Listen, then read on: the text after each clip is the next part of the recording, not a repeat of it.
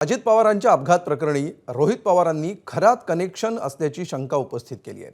अजितदादांच्या तिन्ही घराबाहेर काळी जादू केल्याचा दावा रोहित पवारांनी केलाय। त्यावर खासदार संजय राऊतांनी भाष्य केलंय। रोहित पवारांनी अंधश्रद्धेतून बाहेर पडावं असा सल्ला राऊतांनी दिलाय।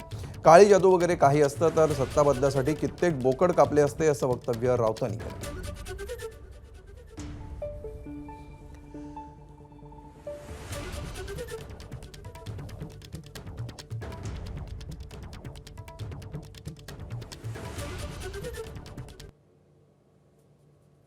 म्हणजे एक काटेवाडीचं घर, बारामतीचं घर आणि देवगिरी बंगला या तिन्ही घराच्या बाहेर अशा प्रकारच्या पूजा का झाल्या?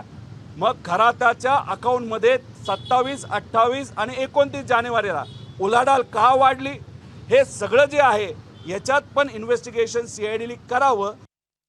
स्वतः रोहित पवार यांनी अशा प्रकारच्या अंधश्रद्धेतून बाहेर पडला पाहिजे। असं जर बोकड कापून कोणी माणसं मारत असेल तर आम्ही दिल्लीत असे खूप बोकड कापू ना सरकार बदलण्यासाठी। राऊत साहेबांना माझा प्रश्नच कळालेला नाही। राऊत साहेबांना मला सांगायचे आम्ही पुरोगामी विचाराची माणसं आहोत, संतांच्या विचाराने चालणारी आम्ही माणसं आहोत। ते काळी पूजा करतात नाही तर आपली बोटं कापतात आणि काळ्या बाहुलीवर ते रक्त सांडतात, तर त्याच्या मागे हेतू काय हे मी समजून घ्या, हे त्या ठिकाणी बोलतोय।